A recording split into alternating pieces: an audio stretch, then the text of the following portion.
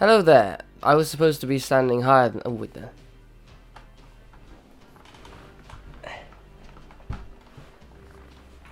There we go. Okay, I was going to rearrange that shot. Hello there, Evie here. Right, that joke kind of, it didn't quite work out as I was planning to, but yeah, I realized I was supposed to rearrange the whole situation and get myself into a more comfortable position, maybe. Then I realized I had height adjust in the seat, and that kind of took over, so there we go. So I'm just going to stay here, and I put some lights on for your viewing pleasure. And then I waffled on for a long time, and then realized I looked like a state, and I was kind of covered by the mic, so I thought, why not just mix things up a little bit. But yeah, actually trying to get in more to the camera, maybe center, probably be a good idea. So a couple of things I want to discuss, or a few. One, I finally got around to building the 3700X build. I've had the components sitting around for about 2 or 3 weeks. Half of them not, only came in about a week or so ago. But I finally found the time to get around and build it. Obviously, it helps with getting renders out quicker, that sort of stuff. But yeah, so got the build done. We'll go over some build situations in a second. Actually, no, we'll go over them now, just so I don't lose track. So first, a few things that need to be sorted out on this build. Overclocking. Definitely. I need to overclock everything, apart from the GPU, because it's a 3900, it's a 390, and there's not really much to be pulled out of a 390. Maybe I'll upgrade that at some point in the future, but we'll leave that for a later date. But yeah, so for now, obviously the CPU needs overclocking, definitely needs overclocking. I did a test render, and it was looking good. It was like an hour for a 30-minute review, which, with all the editing stuff, is pretty solid. But that number started to, it came down below an hour, but then it started to creep up over an hour, and I was thinking, what's going on? So yeah, I was trying to monitor while it was, going on in the background and becoming sort of a slight issue, sort of increasing the render time. I was, in between it doing that, I was looking around to try and find temperature readings and stuff, which I couldn't find. I might need to update something. Maybe update the BIOS, maybe something. I'll work that out. But yeah, I've only had it, running for a bit, so I haven't really got around to that kind of stuff yet. Actually, on that note, it posted first time, which is, pretty rare for me. So yeah, but anyway, so I couldn't find any temperature readings. I couldn't find anything. Maybe I have to update Armory or something, which is their software, Asus' software, which is quite good actually for controlling the LED lights. But yeah, so looked around for temperatures, couldn't find anything. Hardware info, MSI afterburner, that sort of stuff. It just seems like a sensor is not turned on. The sensors on the board are like 39 degrees, and it's like, okay, this is all cores are going here at like 80% utilization. It's gonna be hotter than that, so yeah, it's a big cooler, but the fans weren't running that fast, so there we go. So I saw the performance creep up, but what I did see in hardware info is the voltage, which was horrendous. It was like 2.93 or 2.96 volts it was peaking up to, and sort of sustaining. I was thinking, Jesus Christ, we need to sort this out. So I do at some point want to do an overclock live stream. I'd like to, so what I might do is for now is just pin that voltage lower, make sure it's stable kind of stuff, and just leave it at that until we can have some time to do that, because I know a lot of you guys love overclocking. It's not something I do all the time or all that much, so having your guys' help would be great. So yeah, so the CPU needs doing, and the RAM needs doing, because obviously that has a big impact on the performance of Ryzen, so that's great. Something I haven't done much either is RAM overclocking, so there we go. Other things I need to sort out with this build, case kind of want to sort out for a couple of reasons. Well, this is the damaged one, the damaged review sample that I was sent from Metallic Gear. Props to them for sending me one over. They also sent me a replacement in addition to this one. So I thought, you know what, I'll sell the new one, the one that's like in good condition, so make a bit of money for the channel, bring a bit back, do some stuff with that, which would be great. But on the other hand, the fans on this one are damaged because of the damage. So the front fans, which are glowing, which I did say in Discord when I was talking about this, about me sort of replacing the fans and stuff, and that's one road I'll go down. But yeah, so they're damaged, they're making a bit more noise than they really should. But on the other hand, this case, and this is so annoying because I reviewed this case, but I didn't account for this because not that I maybe couldn't account for this at the time. It was just there was no efficient way of doing it, or effective way of doing it. I need to work on that actually and see what I can do in that respect. But this case should take a 100 up or anything from 170 millimeters and smaller of CPU coolers. Should. I've got a 100, I believe, 66 or 67 millimeter cooler here. It's a big cooler, not over 170 millimeters though. and it can't fit in this case. And you'll be thinking, well, it's in there, so what the hell? Maybe the eagle-eyed among you, not even the eagle-eyed among you, might have been able to spot, but this side panel isn't in its default stock position. It's actually raised it off the chassis by a few millimeters with some washers. So it has standoffs which hold grommets, which holds the glass. So I've put some washers between the standoff and the chassis, so they're sort of hanging on by, you know, only a 1.5 turns or so of the thread of the screw. So it's a little bit, it's on, but it's, you know, it's quite close to, well, a lot further away than it was designed to be, I guess. But it's fine. But yeah, so it's standing off as a standoff from the chassis to hold the panel on, which is an issue. And it's annoying because I made a review of it, and it's like, oh yeah, I can do up to, you know, anything up to 170 millimeters. It can't, so that's really irritating. Something else I want to do in the near-ish future is work out what you want to see from me this year. What do you want focusing on? Do you want CPU coolers? Do you want cases? I'm going to assume it's a mixture of both, or a mixture of the two. Do you want me to jump into anything different? Maybe that might be an issue for me. Well, we can discuss this sort of stuff. I'd like perhaps to do it in a live stream style format, because I know the people who are really keen to see the channel grow or have influence on the channel will jump out for that. So that'll be cool, and we can have a discussion on that sort of stuff and tailor things a bit to what you guys want. Yeah, so if you've seen anything cool in any events that you've seen, you know, so Linus Tech Tips, everyone, you know, heading to Jace 2 Cents, Paul's Hardware, Bitwit, if you've seen these guys go to places and, you know, they saw cool stuff, Gamers Nexus, obviously can't forget those guys, Science Studio, see these guys go, or it's Salazar, isn't it? Greg Salazar now changed the channel to, which I think is a good move. I think it's pretty good. Anyway, that's completely off topic. If you see these guys go to events and you know things are coming up in the future, you know, we can have a discussion about that, or let me know in the comments or whatever, and we can perhaps tailor what I'm going to do maybe to hit the things you'd like to see. One thing I need to do this year, and it sounds like one of those like sort of clambering things, like I need to do this, I need, you know, this is what I have to do.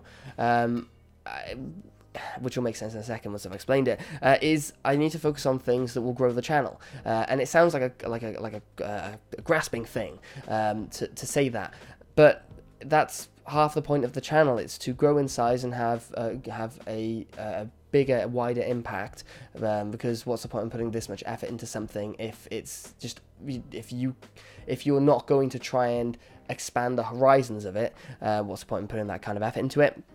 And yeah, so it sounds clasping, but it really is. It's making sure the effort that I'm putting in is used effectively, and I'd like that to be the case. So what I'm gonna have to work out with you guys, perhaps with a couple of other people, which I need to have conversations with, is what's coming out that you want to see. What kind of things you want me to focus on, and reviewing things that are best utilizing the time I put in. So if I put 40 hours into a review, then I want to make sure that I'm getting the most out of it, kind of thing, and the channel is getting the most benefit from it. Because I know last year, and yes, this is going on, so sorry if you're not into this sort of stuff, but for the few guys of you that are, it's nice for me to get off my chest and put my opinion out there.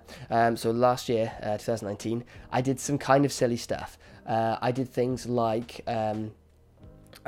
laser infrared thermometer reviews, and got a pile of those and tested them. It took time to do. It was because I wanted to use that stuff for future video stuff, but I never really got around to it, and it doesn't really fit my format or channel to use something like that. And also, an infrared thermometer, ones with camera infrared thermometers are so much better than like your standard point and shoot kind of thing, because they're just easier to read, and they're easier graphically to bring across to you guys, but they cost a lot more, and it's not something I want to invest in. I also did sound level meters, which was a good time investment, because I found one that I am actually using in reviews now, which is great, so it wasn't completely lost. I also spent a fair amount of time on my camera slider. It was kind of a passion project, and I still haven't got the video done of that, and I might get it done in the future. I've still got all the footage, you know, kind of getting that stuff together, half-ish edited, kind of, so I don't know about that, but I did a lot of things last year that spent a lot of time. Maybe it's just procrastinating. Maybe it's because I just didn't want to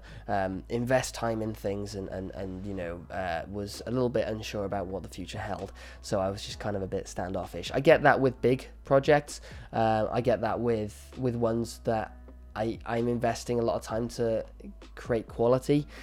And I kind of, I get stuck. I get into a situation where I know what I want to get out of it, but I'm not 100% sure how, or if my vision is going to actually, you know, hit the quality marks that I want to hit. So you can't, you know, I think we all get this, you know, whether it's a college course that we're on, a project, or it's whatever, you know, something at work, projects at work, that sort of stuff. I think we all get this when we find these, you're in a position where it's reliant on you to get the best out of it, and you're sometimes scared what the result will be. So yeah, I wasn't all of it though. That wasn't the whole case last year. Lots of crap going on. So yeah. So it was a weird year all round. So hopefully, coming to this year now, we can focus on the things that are worth me spending all of my time on, or a lot of my time on, not all of it obviously, and we can get the most out of my time, and give you guys and many more people what they want to see, which is as much information as possible in a reasonable time frame. You know, getting all the info does take time, so obviously 20 minutes reviews. Actually, somebody commented on the last video I did with the Antec DP301M saying 20 minutes would be a good time, but I did state in the intro that the core part of the video was 20 minutes long, so if you just cut off the front and the back, sort of intro outro bits, you got 20 minutes. So there we go. So yeah, so I want to sit down with you guys maybe and have a chat about that. I'm thinking of doing some maybe Skype kind of call maybe, potentially. I haven't really actually discussed this idea really or fleshed it out at all. Maybe have a Skype call with a few people or a couple people, and while live streaming, and then we can all, you know, spot things and throw ideas out, and, you know, just make a pool of information that I can take from, and you guys can throw into, and yeah, and we can update as we go, to again, you know, repeat myself. So yeah, that's that. I look forward to overclocking this thing with you guys. I look forward to getting the voltage down to a reasonable level, and I'm looking forward to 2019 in a new house with a new room, and a new sort of setup, and you know, aiming for new things. I don't know what those things will be. We'll work that out as we go. So yeah, one thing I do want to say actually especially is, along with a huge thanks to you guys for your support ongoing throughout all the nonsense last year, in terms of running of channel and stuff, I'd like to say a big thanks to two manufacturers in particular, would be Arctic and Silverstone. Silverstone predominantly, I think, because they were just the first to put their necks out to support the channel. So, you know, huge thanks to Silverstone. My contact there has been awesome, and is just, you know, constantly in touch with me. And yeah, so that was really cool, and there's been a lot of work done last year with them, and hopefully a lot more cool stuff coming up in the future. So I hope that continues. That would be great to continue doing. And Arctic, again, kind of poked their neck out a little bit for a small channel like this. I guess they saw, well, they did see a couple of previous reviews and said, you seem to like that, you want to check this out, which was great. So yep, and they have provided thermal paste for the test systems, and case tests and that sort of stuff, you know, for the ongoing future, for the foreseeable future. So that's really cool. Big thanks to them. I don't really thank manufacturers enough when they send stuff over, and I should. It's not necessarily shilling or that kind of stuff. It's more of you've gone above and beyond, as in these people don't need to spend their professional time and money communicating with me and spending money, you know, sending things to me in order to get, you know, for me to produce something. They're going above and beyond in that respect to open those gates and even make it a possibility. I think it's just it's courtesy and respect. So yeah, so that's that. So huge thanks to those guys, massive thanks to you guys, and I hope you like what you see from me in 2020. So there you go. That's about probably 15 minutes of nonsense. So thanks guys. I will catch you in the next video. in 2020 at some point. Bye bye.